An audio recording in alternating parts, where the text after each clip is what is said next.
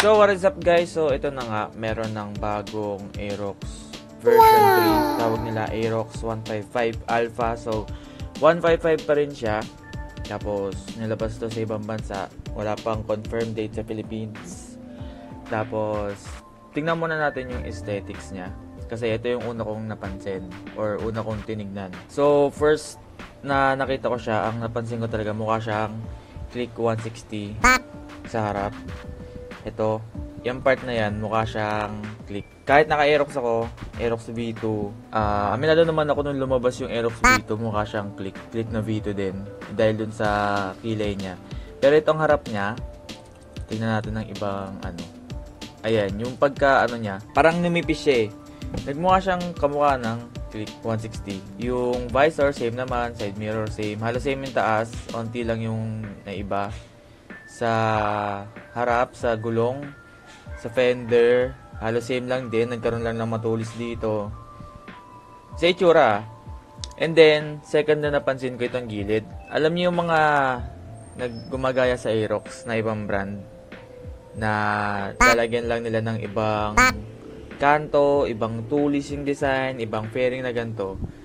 Ganun lang yung dinadagdag nila pero pinagkuhanan pa rin yung Aerox V2. Parang kung hindi ko alam to na Aerox, na Yamaha, ganun yung may isip ko. Ganun yung makikita ko. Sa likod naman, same pa rin siya. Numipis lang. Titingnan nyo, numipis lang siya. Pero, same pa rin siya halos nung sa V2. Yung upuan, halos same lang din. Pero, parang kumapal to sa passenger side. Itong gilid sa radiator cover, halos same lang din. Nag-iba lang yung design nito. Heat guard ng Tambucho, same pa rin. Itong shock na to, kung lalabas man sa Pilipinas, di ko inaasahan na nakakabit. Panigurado yung ano ulit yan, yung walang baso. Mag, same pa rin ang itsura. Caliper, same pa rin. Disc, same pa rin. Para siyang ano lang talaga, facelift sa itsura. Next naman, bagong features. So, shoutout pala kay Street Moto. Since wala pa to sa Pilipinas, puro sa internet pa lang, pera muna ng mga content mo, sir. So, shoutout. So, ito, yung sa harap, mais lang. Parang okay lang. Pero yung likod maganda. Headlight design, tapos dalawang projected LEDs na siya. So, sana maliwanag, pero di natin sure. Tapos, ay wait lang. Yung signal light pala niya, wala na dito. Pansin nyo?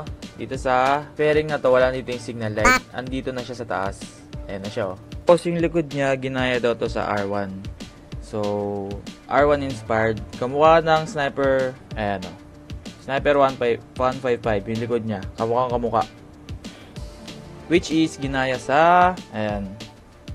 So, kopya siya ng R1. So, ito, dito lang talaga ako nagandahan sa kanya. Or sa bagong design, dito lang yung na-appreciate or nagustuhan ko. Next naman, yung ibang features, bagong display, bagong TFT display, tapos may traction control, may Y-Connect, tapos may stop and start, meron siyang turbo, keyless din siya, so depende siguro sa variant. Pero, meron siyang drive modes. So, meron siyang parang touring mode, saka racing mode.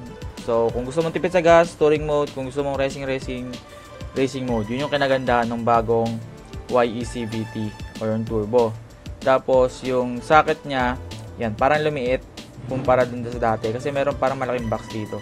Tapos, yung disc brake sa likod na matagal nang inaantay. At dito, ang naisip ko dito, kung maalala nyo guys, yung mga iPhone, di ba?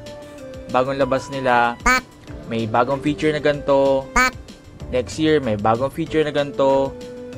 Hanggang sa parang iisipin mo, bakit isa-isa na nilalagay? Siguro, bakit hindi pa nila sinagad para yun na yung ultimate phone, di ba?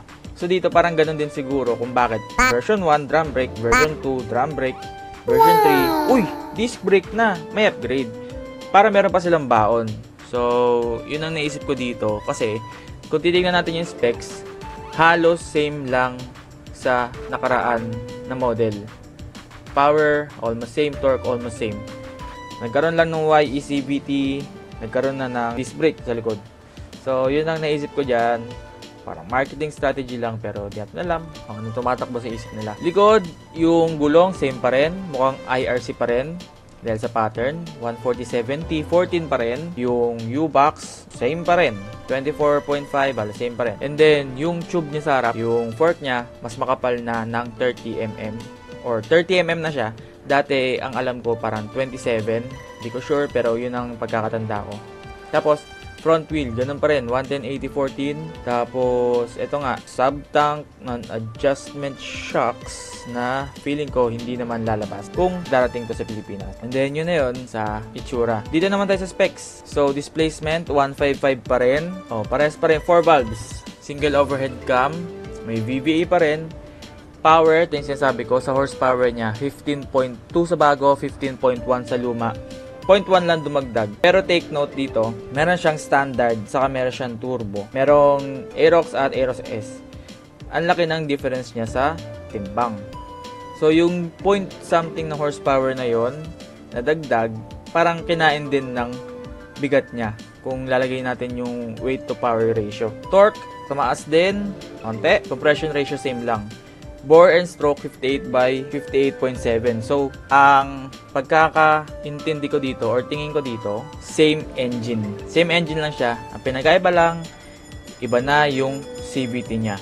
So, same engine, different transmission. Yun ang nangyari dito. So, yung sa dati, 25 liters ang storage niya.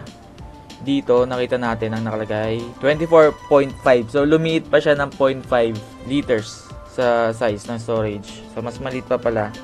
Pero, di naman siguro noticeable yun. Halos same lang siya. Same na same. Nag-iba lang yung itsura. Nag-iba lang yung fork sa harap. Nag-iba lang yung LED sa harap. Nag-iba lang yung disc brake. Nag-iba lang yung itsura ng likod. Nag-iba lang yung TFT display. Ang mga parehas, same dito sa taas, same dun sa gulong, same ang front disc, same ang caliper, same ang gulong sa likod, same ang pipe. Nag-iba lang ng itsura ang radiator cover, and wala na. Yun lang halos. Seat height, 790, same lang din. Hindi siya parang, nung lumabas to, sabi ko, uy, may bago na. So, tinignan ko muna. Nung tinignan ko, hindi siya parang, wow, may bago na. Kung gets nyo yun, yung parang hindi siya wala siyang wow factor sa akin. Parang, may bago. Ano yung bago? Wala masyado. No hate, naka-Aerox V2 ako. Lahat ng motor namin, puro halos Yamaha. Pero, since hindi ko pa siya natetest, or hindi ko pa siya nakikita in person, yun yung mga comments ko sa kanya or impressions ko sa kanya. So, magbabago siguro yan pag nakita ko siya in person, nagamit ko siya in person, kung magagamit ko man siya in person. Pero, anything else, wala na eh. Parang wala na akong makita or ma-discuss dito na may bago. So, anyway, kung nagustuhan nyo tong video na to, like and subscribe and comment kayo kung ano yung mga nakita nyo or damdamin nyo dito sa bagong motor na to. Also, yung price pala niya, considering na may disc brake na sa likod, bago to, ito, 2021 pa to, I expect na tatalon to ng sobrang laki ng presyo. So, kung kukumpara mo siya sa mga same, displacement category, pipiliin mo pa ba to? Drop in the comments nyo yan. Tapos, thanks for watching again.